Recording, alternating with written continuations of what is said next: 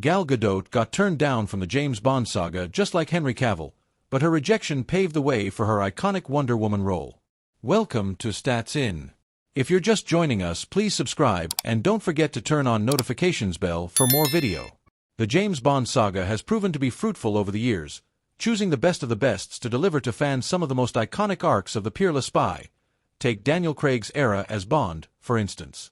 At the same time, the franchise has also turned down major talents that could have seriously launched it to extraordinary heights, including Gal Gadot. Previously, Henry Cavill dominated the top position on the list of famous hotshots rejected by the Bond lore. But it seems like his DCU co-star was yet another addition to it, as Gadot auditioned to become a part of the franchise as well. And while she didn't end up being fished, it earned her quite a bit of experience before her casting as Wonder Woman in the Snyderverse. Over the years, Gal Gadot has donned innumerable roles across multiple genres, be it in action, superhero, or fantasy. She will soon be seen in the live-action Snow White as well. Through her performances, she has proven more than once that, no matter what the role requires of her, be it fight scenes or stunts, she could do it all. That said, she would have been a worthy addition to the James Bond saga as well. And she did audition to become a part of it, too, for the record. But it seems like things weren't all that in her favor, considering how she auditioned for it when she was just navigating through the industry and ended up getting rejected just like her DCU co-star Henry Cavill. Surprisingly enough, even Gadot wasn't all that interested in joining the franchise back when she auditioned for Bond Girl in Quantum of Solace. As she admitted to RSNG, "At first, I didn't want to go to the audition. It was being held in London and I told my agent that my English wasn't that good, I wasn't an actress, and there was no way I would get the job." Additionally, back then, she had also just started delving deeper into studying law in Israel and saw my life in a different way then. This further stood as a reasonable cause behind her not wanting to audition in the first place. Nonetheless, at the continuous insistence and persuasion of her agent, Gadot eventually decided to get done with it once and for all. Of course, she didn't get cast for it, and all the things mentioned by the actress must have posed a problem as well. But like they say, one must learn from their shortcomings, and so did the 39-year-old actress. To say the least, this rejection turned into a valuable experience for her as she realized just how much she wanted to dive into the entertainment industry as her primary goal. As the Heart of Stone star continued to share during the same interview, "Even though I didn't get the part, the entire experience and process of auditioning and working on my acting made me realize that acting was my next big goal in my life. Acting was something I knew instinctively that I could be good at, and all my friends told me that I should give it a shot." Needless to say, deciding to dive full-time into acting after facing rejection proved to be profitable for Gadot as well, considering how she went on to give one of the best performances of her life as Wonder Woman in the DCU. That being mentioned, the actress also shared how she believes scoring a role in Fast and Furious helped her get cast as Diana Prince for rather obvious reasons. Continuing in the interview, Gal Gadot then went on to talk about how, a few months after realizing it was truly acting she wanted to have her complete focus on, she scored the role of Giselle Yasher in 2009's Fast and Furious. A fierce former intelligence operative who becomes a part of Dom's team, Giselle knew how to pull all the right moves as a physically aggressive woman. If anything, Giselle's iconic intense personality and the way Gadot perfectly brought her to life was what exactly ensured people knew she could play the strong woman no one wanted to mess with, just like Diana Prince. That said, even the Red Notice actress herself credited this role of hers in the Fast and Furious franchise for landing her the fan-favorite superhero in the DCU.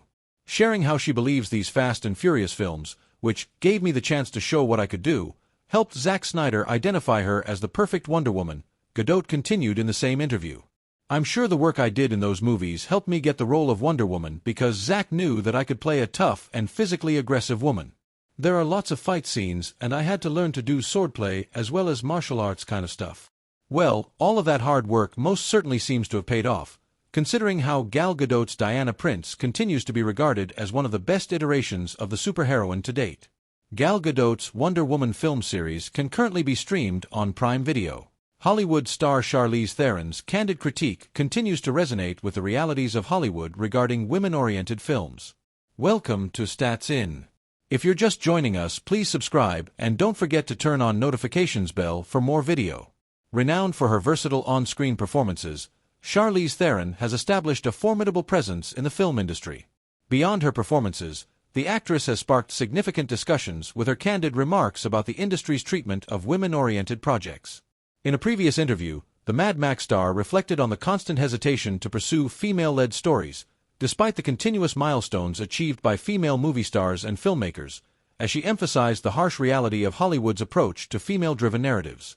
Throughout her career, Charlize Theron has given a range of performances from her Oscar-winning role in Monster to leading action films like Atomic Blonde and Mad Max. The actress has acknowledged that she is following in the footsteps of acclaimed actresses and female action stars such as Linda Hamilton and Sigourney Weaver, who established a benchmark with movies like Terminator and Alien, respectively. "We've had moments like this, where women really showcase themselves and kind of break glass ceilings," she told Variety in an interview. However, the Fast X actress also highlighted how the film industry has been unable to sustain the momentum, saying, "And then we don't sustain it. Or there's one movie that doesn't do well, and all of a sudden, no one wants to make a female-driven film." Not only did she point out that the push for female-oriented films diminishes after such movies fail to make a significant impact at the box office, but she also noted that female filmmakers are often restricted by limited budgets, with Patty Jenkins' Wonder Woman still holding the title for the most expensive film directed by a woman. Further in the conversation, Charlize Theron also expressed disappointment over how the film industry's subtle yet persistent limitations on female-driven projects. "I am ashamed that I'm part of an industry that has never allowed a woman to work with a budget higher than what the budget has been on Wonder Woman," said the Oscar-winning actress. Directed by Patty Jenkins and starring Gal Gadot, Wonder Woman had a budget of $149 million and grossed $822 million worldwide, making it the most successful live-action film directed by a woman until Greta Gerwig's Barbie. Even 4 years after the release of Wonder Woman, no female-directed film surpassed its budget, despite the massive success of Barbie, which became the highest-grossing film directed by a woman with an estimated budget of $145 million, as per Variety. It's not that female-led movies haven't performed well at the box office. The successes of films like Captain Marvel, Alice in Wonderland, and even animated movies such as Frozen have demonstrated the market's enthusiasm for such stories. However, Theron's remarks about the industry's restrictions and biases still remain relevant, highlighting the ongoing reluctance in Hollywood to consistently support female-driven projects, especially in terms of resources, support, encouragement, and adequate budgets.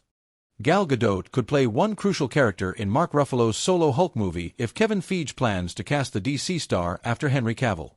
Welcome to Stats In. If you're just joining us, please subscribe and don't forget to turn on notifications bell for more video. Gal Gadot can make her MCU debut opposite Mark Ruffalo in a long-anticipated film. Kevin Feige earlier brought on Henry Cavill, who according to reports will have a longer stay here at MCU. Cavill's former DCU castmate Gadot will be perfect for the role of Kyra the Old Strong, the wife of Hulk and mother to his 2 sons in a World War Hulk-based film.